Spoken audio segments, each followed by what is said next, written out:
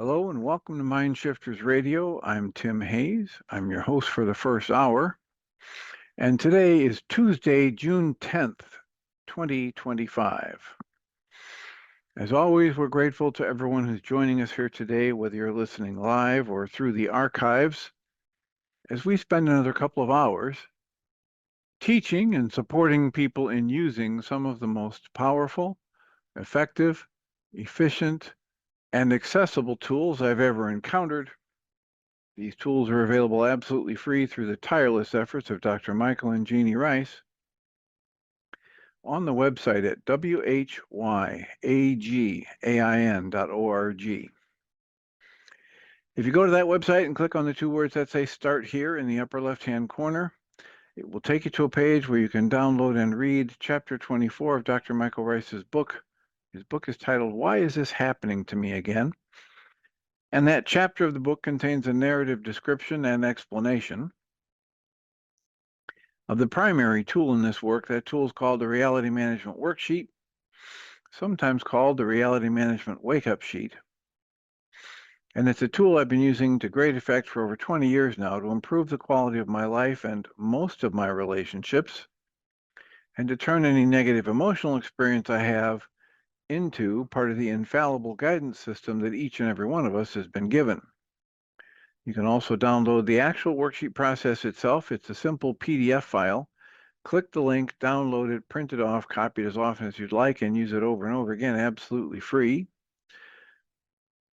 You can also download a whole host of audio files of shows just like this one where people have been stepped through that worksheet process. And if you choose to listen to them even repeatedly, they can serve as a powerful tutorial for you to help you get maximum benefit from these tools in the shortest amount of time possible. You can also go to your app store and type in the three words Heartland Aramaic Forgiveness. And if you choose to do that before you're done typing the word forgiveness, you'll see the glowing heart icon.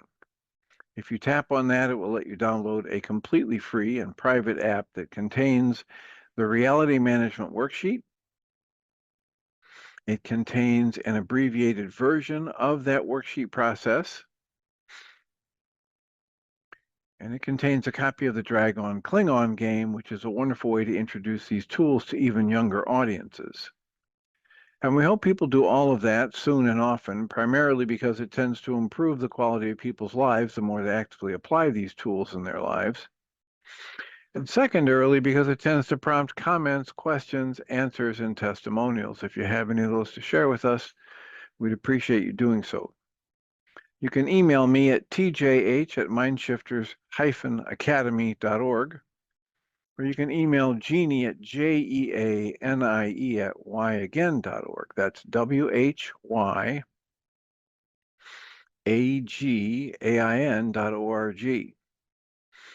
And if you're wanting to connect with us live, you can open up a browser window and go to Zoom, and our meeting ID number for this first hour is 853-2357-4173.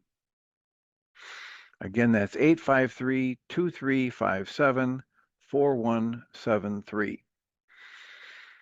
You can also just give us a call. There are a whole host of numbers available through the Zoom site that you can use to call to access it and then enter that meeting ID number. And when you do, you'll be muted. If you're calling in on a phone, the mute-unmute toggle is *6.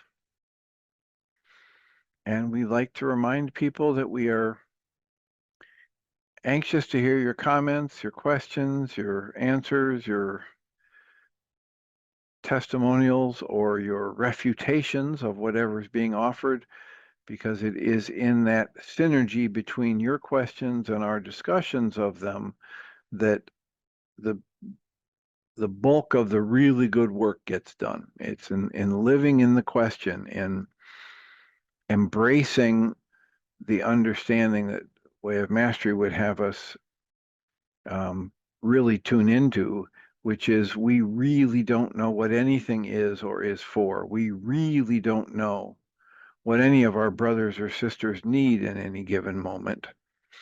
And it's only through the acknowledgement of that, what they call divine ignorance, and the asking to be taught by life, that we actually make any significant change of growth or progress in our lives. And it's only through that process that we're actually able to be a blessing to ourselves and others as we interact in life. So yesterday was just me reading questions from Christian Sundberg's book titled A Walk in the Physical. And he was trying to answer questions related to near-death experiences and why aren't they all the same? If the truth of life is absolute, then why don't every why doesn't everybody who has a near-death experience have the same experience and see the same things? And I chuckled at that one because clearly here we are in the physical, and we can all be standing in front of an event that transpires, and no two of us see the same things because our process of perception is so active and is so highly colored by our past experiences and our expectations. The way the Course in Miracles has a line where it says, we must come to understand the distorting power of how we want things to be. And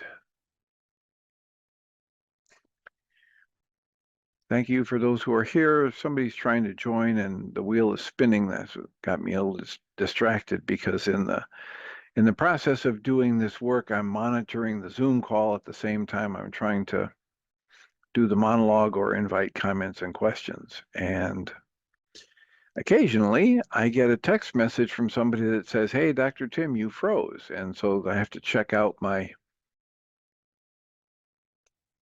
internet connection. But it seems like it's working now. People are there. So please remember, if I start in to read, I welcome you to unmute and begin talking or type something in the chat. I like to remember to open up the chat window so I can see if somebody types in there.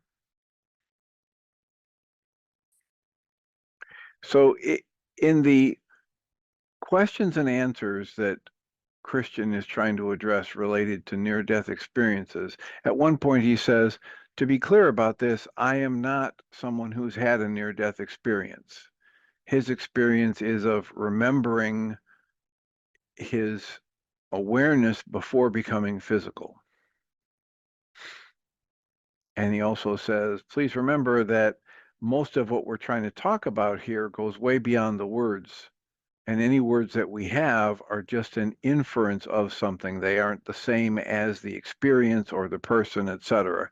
And then he says, please remember, I consider myself a flawed, floundering student of spirituality, just like everyone else. I do not claim that these are the perfect answers or that this is the absolute truth, etc. The value of this kind of a discussion is the questioning that each of us can do when these discussions are raised. So then the next question that comes up is, if near-death experiences aren't the product of the mind, then why do people often see the things they believe in?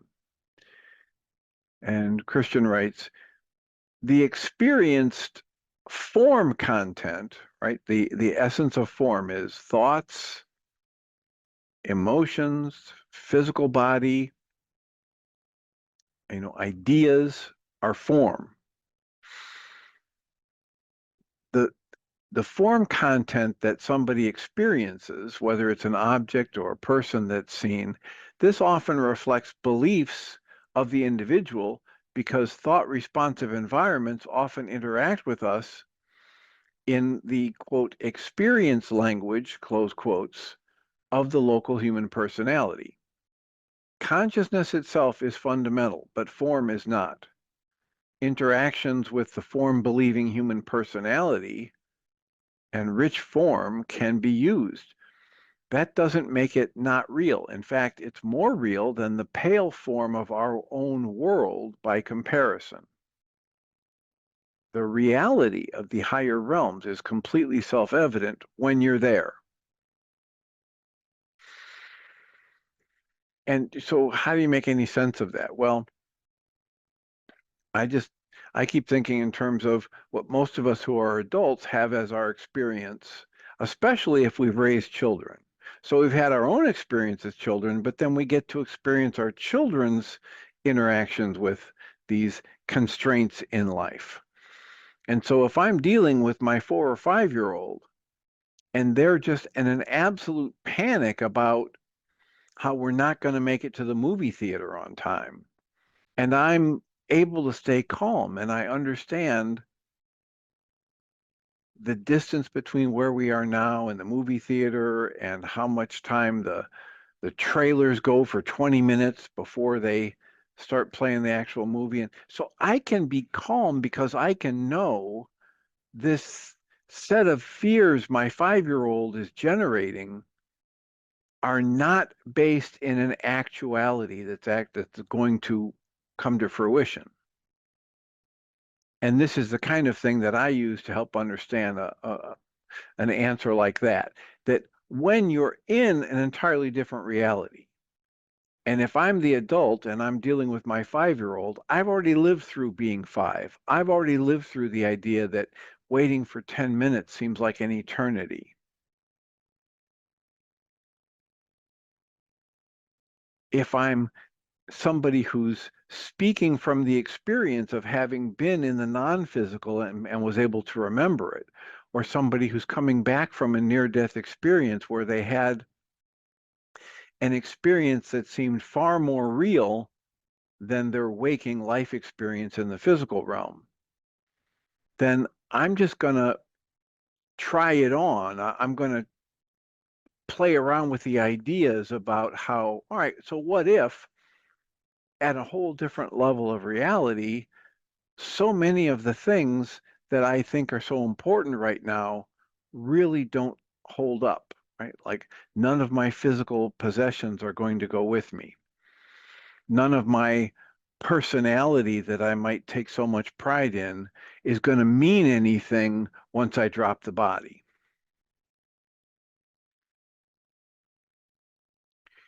So the next question is, some near-death experiencers have experiences so profound that it shatters their previous worldview, and they experience nothing like what they previously believed or conceived.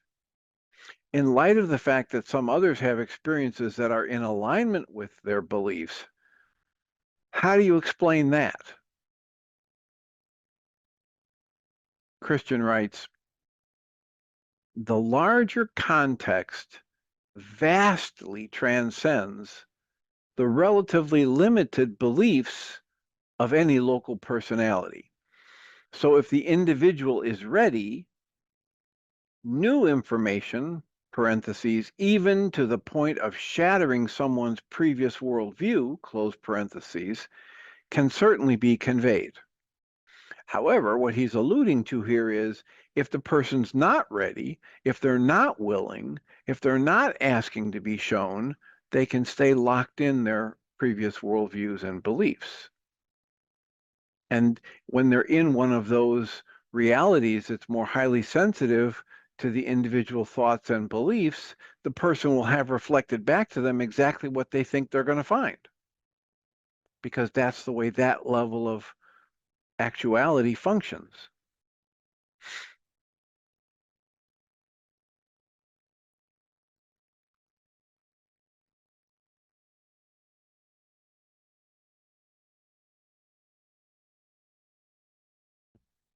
Excuse me, that was a sneeze that needed to be expressed. So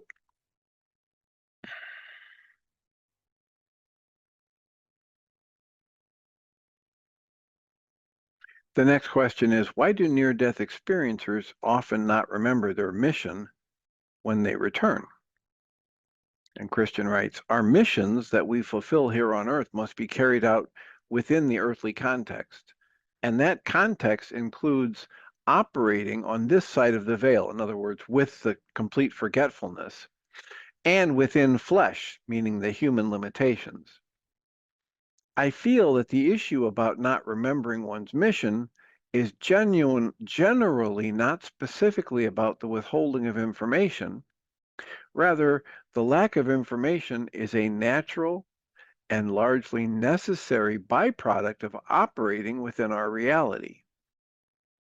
He writes, also, our missions, by their very nature, gain their value by having to be performed within this context and within these constraints. He writes, in my own case, even though I had a pre-birth memory as a child, I forgot it as I aged. And then I suffered a trauma. Letting somebody else in here. And then I suffered a trauma in my early 20s, which was necessary for my fulfilling my intention for coming here into the physical realm. He writes, I did not know that at the time. I didn't know that my suffering was fulfilling part of my mission for coming here. He wrote, at the time, I only suffered. And then he writes, years later, though, after engaging and healing much of my darkness, along with committing to a path of personal ownership, only then did I spontaneously regain memory of that part of my mission. Because otherwise it would have been impossible to do so. Often our missions involve needing to experientially learn how to operate in some way by exercising valuable, either loving or fearless, deep intent. Our mission is not accomplished by thinking in a certain way. He writes, superficial thinking. Our mission is not accomplished even by performing certain physical actions. And we must do that within the context of only knowing what the human knows. The deeper being certainly knows, which is one of the reasons it's important to follow our intuition and to follow the spirit within us. Something about that last bit has me thinking about, there have been a number of times over the past 14 plus years on this internet show where I've done my own personal work and then I've come on the internet show and shared it. And on more than one occasion, more than just a few, I've had people respond to me by telling me, oh, that was so brave of you to share your stuff. And my response, often taken by people as a deflection of that, someone's trying to compliment you and you're not taking the compliment. But my response has most often been, you know, it didn't take any courage for me to share that, because my mind wasn't generating a whole bunch of fear about what's going to happen if I share this and it's not accepted well, or what if it offends people. So I wasn't generating fear, and so I didn't have to overcome the fear. And doing something even though you're afraid of it is the definition of courage. But if you're doing something and you've got no fear about doing it, it doesn't take any courage to do it. Thinks about that leads me to think about the Guy Finley story we told about the roller coaster, the world's fastest, most violent, spin around, flip around, upside down type roller coaster. and the reporter who went to report on its opening. And there was a woman riding in the car next to him who was just calm as a cucumber and through the whole thing. She had a smile now and then, but she didn't scream. She wasn't surprised. She didn't. And, he interviewed her afterwards and she said, well, the reason that I didn't have any shock and surprise and any fear is because, my mom and dad designed and built this thing and I've ridden on it hundreds of times already. So I know every twist and turn. So it doesn't take any courage for her to ride that roller coaster because she doesn't have to overcome fear to ride the roller coaster. She doesn't generate fear that she then has to overcome.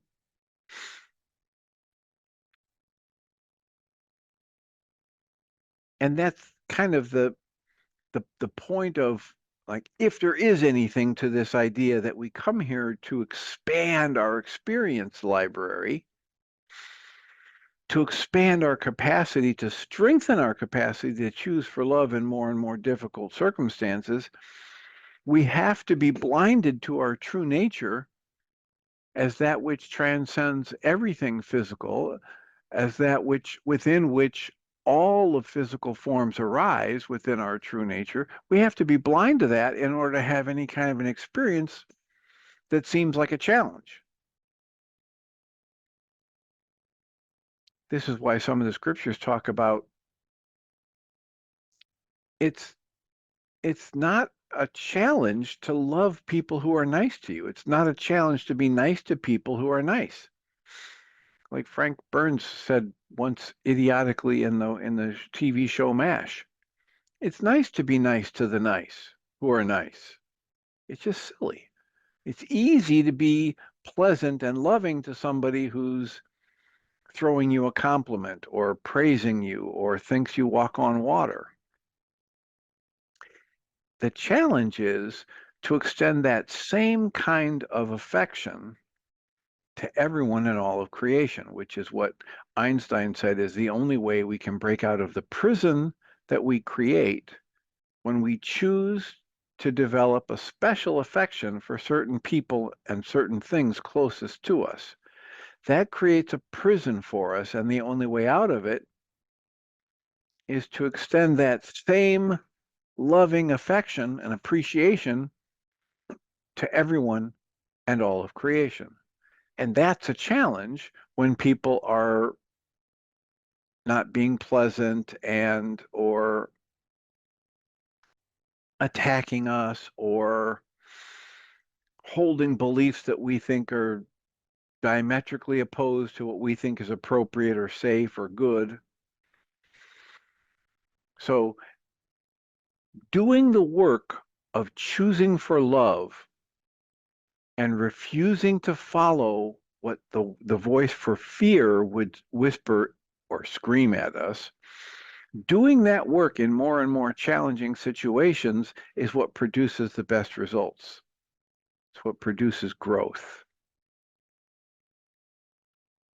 The next question is, in my research, I found significant examples of veridical evidence. I don't know what the word veridical means, that near-death experiences are real. How do doctors and scientists dispute near-death experience veridical evidence? Isn't this proof enough that our souls do leave our body? And Christian writes, most scientists are working with a deeply held belief in materialism.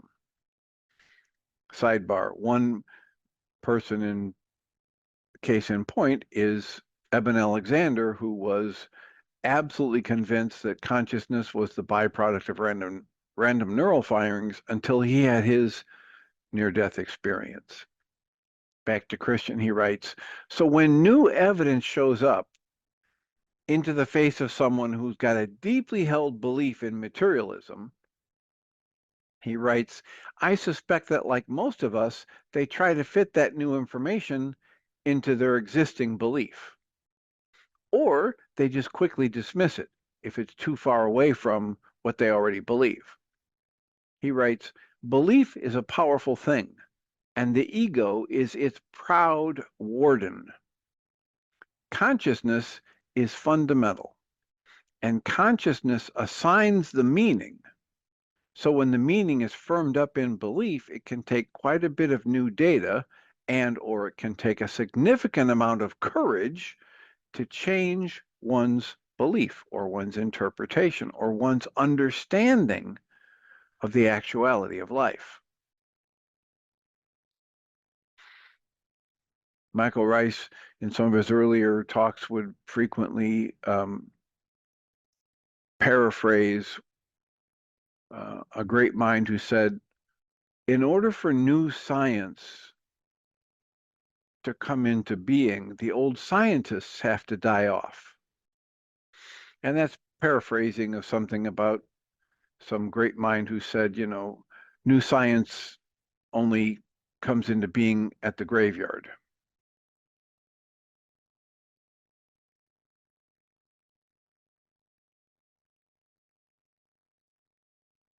Most scientists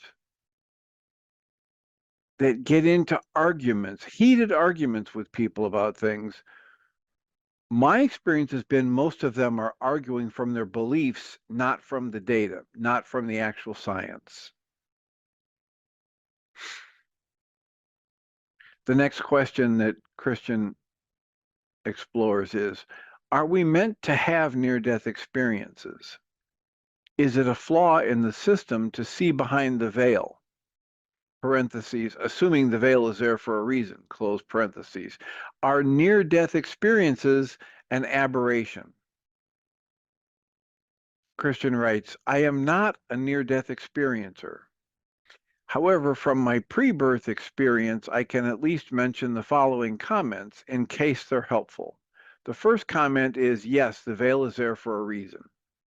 The second concept is, or comment is, the veil is extremely effective and consistent, but it's not a, quote, simple rule, close quotes. It's a complex mechanism, and it's tailored to each individual uniquely. I suspect that leaves room for differences in experience. The third comment he wants to make is, I think the system is extremely good at predicting outcomes, but things can play out in what you might consider, quote, unforeseen, close quotes, ways. There's a whole lot of free-willed choice-making going on. The spirit is incredibly strong, and things can happen when what we consider the pressures of physical existence start to play out.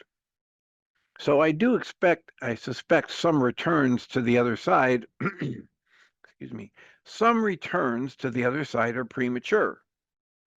In other words, some people becoming aware of their true nature and of their mission and what it might take to get there, you might consider it premature. Others, I feel, are much more intentional and sometimes they're even planned.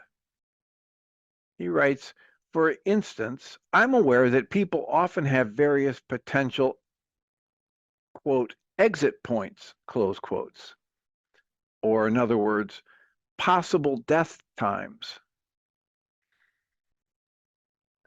I'm aware that some people have potential various exit points or possible death times that are known beforehand. So I don't think that I'd categorically answer the question with either or. I think the system is very rich and complex.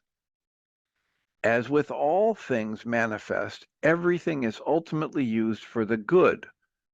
In parentheses, he writes, for the evolution of spirit and the expansion of love and joy. So again, the question is asking, is it either this or that? If the veil is important and it's got a real purpose, then isn't it cheating or isn't it a problem if people see behind the veil? When they have a near-death experience, when they get this enlightened awareness of their true nature, isn't that cheating? Isn't that disruptive? And a question like that can only be answered from a mind which has been so thoroughly trained into what some would call duality, right? Categorical thinking, dichotomies, right, wrong, good, bad, up, down. Simple, simple, simple. It can't be both ways. That kind of mind would think light can't be both a particle and a wave. And yet what we understand from this experience in the physical is there's a lot more going on here than we can see with our five senses.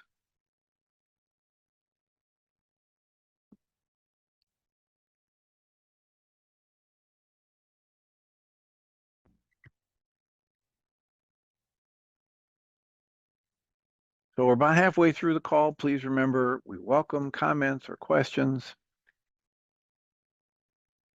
And all you need to do is just unmute and say hello and interrupt what we're doing. The next question he asks is, or he's going to state and then try to answer is, I see some near-death experiencers that say God is love, that it is important to take each action out of love, and that our actions create ripples that spread out and affect the world. However, I see other near-death experiencers say there is no sin or evil and all is well. How can everything be okay if each action has consequences?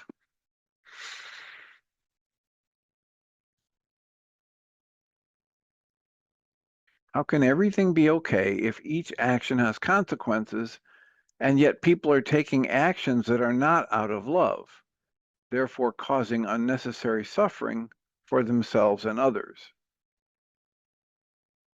So Christian writes in response to this long question, all is well, even though experience is a form we wield intention that is not in alignment with our already okay true nature of love. So we're going through some experiences in the realm of form that are affected by people who are not acting from their space of love. They're acting from anger or fear, or were acting from anger or fear, and yet none of that can chip, dent, rust, fade, or break our true nature in any way. He writes, intention that is in alignment with our true nature, we call that love. Intention that is in alignment with our illusory experience of separation, we call that fear. Fear causes more, quote, distance, close quotes, for ourselves and others, which is temporarily, he puts in parentheses, it's temporarily painful, and sometimes very painful. There's no paradox in saying that there is no evil, all is well, and also saying that choosing love is very important and meaningful. Remember, as you're trying to listen to these things, one of the most useful shifts in perspective that I've ever come across is the idea that whenever you hear or see something, you are experiencing something that seems to be a paradox. It seems to just not fit. How could this happen? I can't make any sense of it, etc. Whenever that's happening, it's most useful for me to assume that in that moment, I'm just seeing a tiny slice of all that's going on. So when something seems paradoxical, it seems paradoxical to say it all is well, and at the same time say it's important to choose for love over fear. Well, if all's well, who cares what I choose for, right? And yet, within this greater actuality of life, there are so many layers of complexity and energy and expansion that we aren't even aware of when we're here in the physical realm. So both can be true. And he writes, there's no paradox in saying there is no evil and all is well, and at the same time saying choosing love is very important and meaningful. He goes on, it's all a huge adventure, even as it is important that we love each other and reflect the truth of love to each other. Only the human thinking mind, conditioned in duality, thinks that these two things must be opposed. And he writes in parentheses, thinks incorrectly that these two things must be opposed. He writes, it tends to do that because it believes duality and form are the fundamental truth when they are not. So in other words, the conditioned human mind, this conscious logical thing that in every forgiveness pattern section of the worksheet, we tend to put it on the shelf for now and ask to be shown some other source of insight, intuition, inspiration. But only the human thinking mind has been conditioned to this dichotomy, either or, simple, black, white, up, down. Only that kind of a mind can incorrectly assume that these two things must be opposed.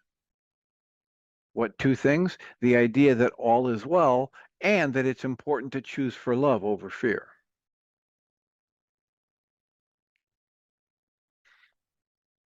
That thinking mind has been conditioned to believe that form, your body and your thoughts and your beliefs, are the fundamental truth, when in actuality they're not. He writes, duality, a sense of duality and opposites, and all form arises within that which is fundamental. What is fundamental? Consciousness, awareness. And within consciousness and awareness, all is always well. Everything is okay, everything's going to work out beyond any way you can imagine, etc.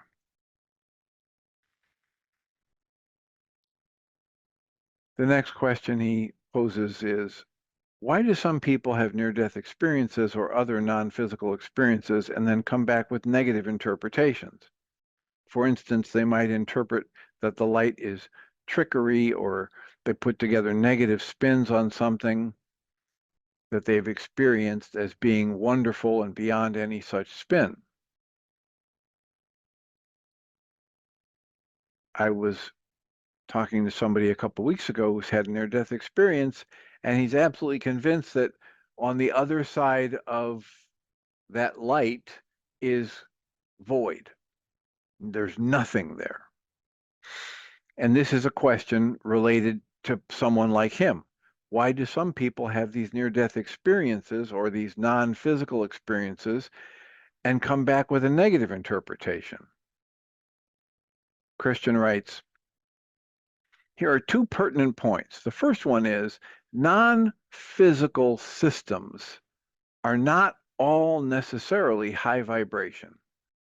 Some individuals with strong fear patterns may visit relatively low vibration, thought responsive realms for a period of time.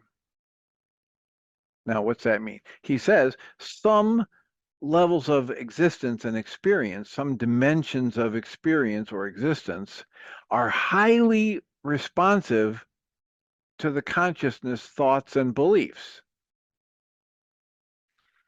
And some people who are really entrenched in their fear-based thought systems and their belief in duality and separation, when they visit that consciousness, visits that realm that's highly responsive to their thoughts and belief energy, they have an experience that reflects it right back to them like a mirror, what they are caught in negativity and fear, etc.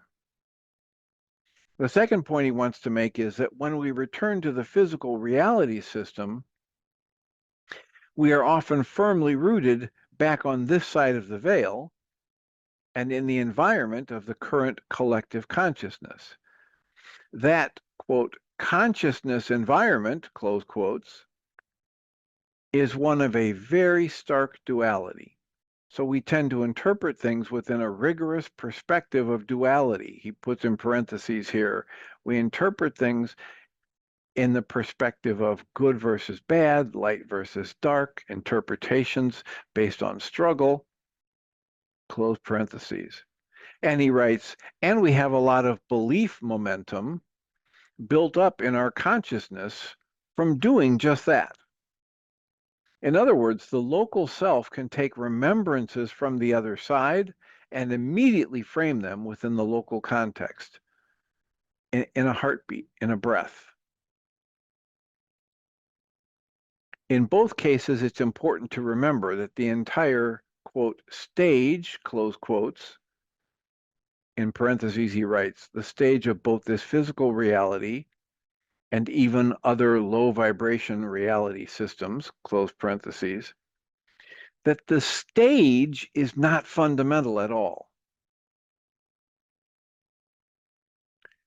In other words, the complete, complex, all-encompassing love, capital L love, and freedom, capital F freedom,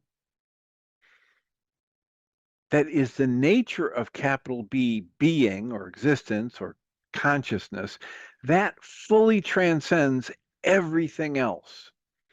It transcends all negativity, it transcends all form, it transcends all thought, all belief.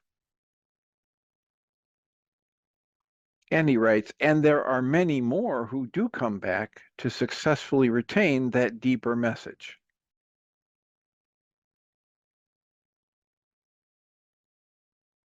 The next question he entertains is, some people see godlike entities in near-death experiences. Are they seeing God? And Christian writes, I cannot answer either yes or no.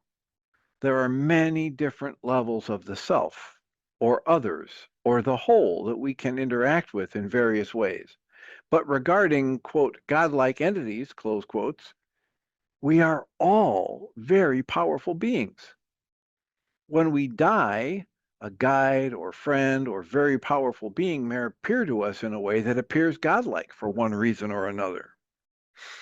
Or we may see the true powerful divine nature of another, or we might see the, quote, greater system, close quotes.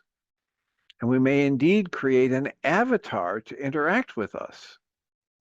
But ultimately, what he writes here is capital R reality is far more than what can be seen and accounted for in a sensory experience, as if the larger systems were just like our own with objects and beings, and one of them over there is called God.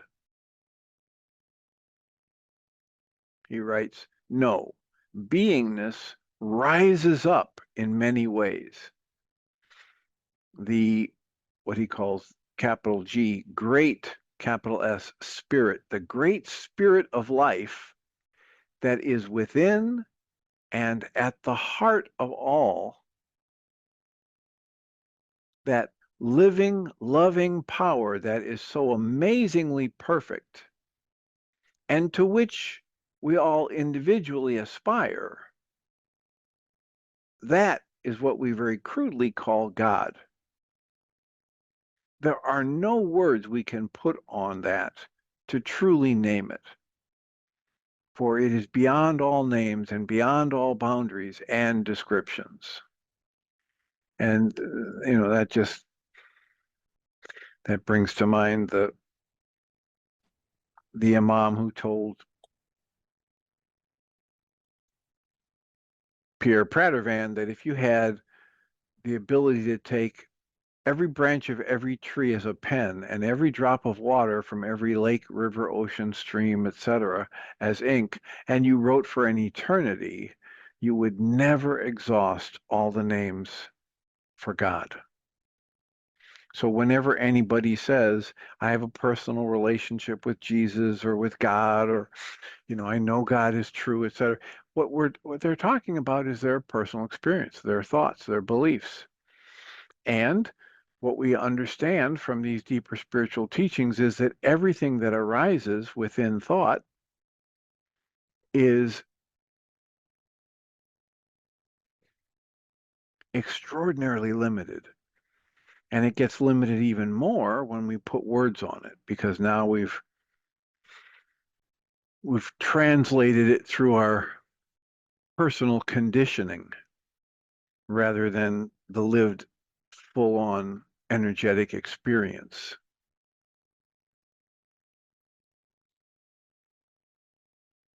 So plenty of time for comments and questions. I feel compelled to just take a break from reading. I feel like I'm on a treadmill there. So what are your thoughts? What's this stirring up for you? And I encourage all of us on a regular basis to remember that any tightness or tension or upset that I might generate is all within me. Susan? Hi, Dr. Tim. Gosh, this is compelling stuff.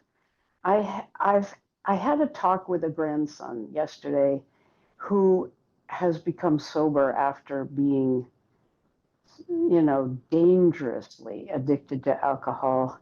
And we are now talking about his next brother down, who is also, this first grandson is sober, has been sober for 3 years, and is very worried about his younger brother, who is taking a lot of, he calls it micro dosing LSD. And one thing both grandsons say to me is LSD will give you a vision that you wouldn't get any other way. It lets you in on things in the universe that you can't find your way to any other way.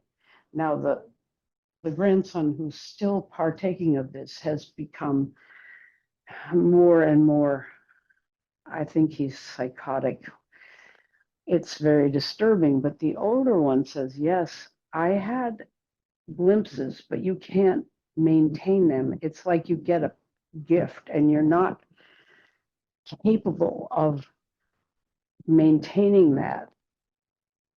And I was thinking about a what I call it, a vision I had years and years ago. I was very depressed, very dark energy, and I said a prayer and went to bed and ended up having this amazing dream that put me in a state where for 3 days I was free and peaceful and felt as if the universe was made of nothing but love coming from me and coming toward me. But after a few days of that, I couldn't maintain it either. So it doesn't, what you were saying is a person will have a vision or an experience on the level of where they are or their culture is at a certain time. And yet I think that's probably true ultimately. Maybe when they die, physically die, they go somewhere where they've developed into. But there is that experience of getting like a preview, and you can't maintain it because you're not there, but you can have an experience that gives you something to work toward, which is what I feel about the one dream I had. It's like a beacon, a sense that maybe that is the fundamental state, but I'm not in it most of the time now, getting closer because of the tools. And I think the tools are like a stairway toward that. So that isn't exactly a question. It's just like saying you can have that experience, but not really be there altogether. Yeah, and at one point you said, you can't maintain it. Mm. And I think it's probably more accurate to say most people don't maintain it. That doesn't mean it can't be done, Oh, okay. right? So you're highlighting, in the next move before you stop talking, you highlighted one of the reasons it might just be something that isn't often done, but might, it might be possible to retain that memory of those awakened experiences with the use of the tools or with this consistent devotion to the act of remembering. Mm-hmm. But what happens is, and Way of Mastery calls it, um, we get conditioned into the practice of being distracted. That's true.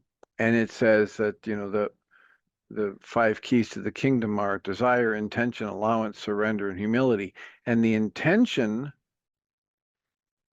way of mastery talks about that as a way to unravel the conditioned response that's in me, that I've been conditioned to be distracted. Mm. I've been conditioned to forget what I wanted to do. But at the same time that we can get conditioned to be distracted, we also know that we can stay on task and get certain things done, right? It's not like I never get anything done. Even people who are procrastinators, they get other stuff done. I mean, they just don't always get done what they think they should be doing. Mm. So instead of saying we can't hold on to it once we've had one of those experiences, it's probably more accurate to say most people don't. And yet, there are stories of people who do hold on to it. Yeah. Right? They have a near-death experience and they never go back. Michael Rice likes to talk about the one guy who was a hitman for the mob and he had a near-death experience and turned his whole life around. Yeah. And they made a movie of him. Well, Mm. there's an example of somebody who did remember. There's Eben Alexander and Anita Morjani. These are people who have remembered. And to whatever degree they actively work to keep their focus on the awareness or expanded or expansive awareness that they were introduced to in their near-death experience, to whatever degree they focus on it, they're able to maintain their awareness of it. I'm being nitpicking now, but yes, I feel as if I do that too. I'm talking about from the other side, having an experience that was so wonderful and so peaceful that although I can keep my eye on it and keep my remembrance of it and aim at it, I bet you those guys don't stay in that state for forever after. Maybe they do, maybe. And so I'm saying I can't, and you're saying I won't. Well, Oh or that boy, that most don't. I didn't say won't. I said that yeah, most don't. And why? It's going to be different for each of us, but some of us are. Think about it the way Christian was just trying to say, and sometimes when I read this and I'm tracking it along, I'm thinking, I wonder how many other people are tracking this. But part of what he was saying here is, let's say that I came here for the purpose of accomplishing X, Y, or Z personal missions, yeah, right? And let's say that one of them was to overcome a fear of death, and another mm, one was to overcome um, all-consuming grief. mm, So, so let's say that I have one of these spiritual experiences and I have a glimpse that it's all okay and we're all connected, and that ultimately, while there's value to what I learn and stretch and grow into here, the things that don't get done this time around, that's okay too. yeah, I have that in one of those peak emotional experiences, right? But mm, if I maintain that awareness, then I can't really build any, you might say, spiritual muscle for overcoming fear because I just walk around knowing everything's fine and there's no fear. So I'm not, remember what I said earlier about when I would share some things on the internet show and people would say, "Oh, that's so brave of you to do that." And I say, you know what? It didn't really take me any courage because I didn't generate any fear about it. I didn't have any thought about, I worry about how someone's going to interpret this. I was just anxious to share it. Here was this exciting thing that happened. Here's how the tools work so powerfully. I can't wait to mm, get on the radio show and share it. That mhm. doesn't take courage. I get what you mean. Yeah, So if but I'm you, if I have this expansive spiritual experience that we're all safe and then whatever happens, whatever I'm working on to overcome fear or to learn to be more loving in the face of fear, I can't really do that if I'm remembering, this is all irrelevant, in the big picture, it's no big deal. Well, in that state, you don't think there is any fear, but you're saying even if you're in that state, there is work to be done and you're no longer aware of it right now. And you're going to get your opportunity. If you're lucky, you'll get the opportunity, but that might mean not being in that state anymore. I don't know if that made any sense, but I think that's what you're saying. Well, yeah, here Don writes, it's cosmic, it's sometimes called cosmic consciousness, and it's not meant to be a state that's continually maintained. Well, and for this reason, right? So Yeah. it's like if somebody had a magic wand and they waved it over me and I could magically, without gaining any muscle mass, I could Yeah. magically lift any weight that I put my hand to. Mm-hmm. Well, that's not building muscle mass. And let's say I want this body that looks like Arnold Schwarzenegger at his peak, Mm-hmm. and somebody has granted me unlimited strength, but I don't want just the strength, I want that body, right? Well, unless they take away this magical power that has me effortlessly lifting whatever I touch, I can't build the resistance that's going to start building the muscle to help me get the body that I say I want. So That's just funny. just translate that to the spiritual realm, right? If I don't have any fear because I've remembered my peak emotional experience or my what Don is saying cosmic consciousness, then I can't get any better at facing my fears or choosing for a loving response in the face of fear if I never have the fear to test me. But it might be gone. Yeah, it is gone. What we're saying is if the fear isn't there, Mm-hmm. right, then and if I'm this is the whole thing he's talking about with the veil and the forgetfulness of our true nature. If I was completely holy in each new moment in this body, aware that my true nature is God-like love connected to everything and that I extend beyond all form, etc., I would never generate anything that needs any work. Right. So it's like the guy who wants to be a bodybuilder, but everything he touches, he lifts effortlessly. His body never gets any stronger because it's this magical thing lifting the weights. So how can I get better at choosing for love and extending love in circumstances where I have fear come up or have anger come up if I never have fear or anger? I'm probably missing something, but then I would only say, well, why would you want to? Because you don't have it anymore. How wonderful is Exactly. that? Well, exactly. That's what you're saying here in the physical realm, right? Yeah. Wouldn't it be great if I never had any more fear? Except that what we're trying to make sense of right now is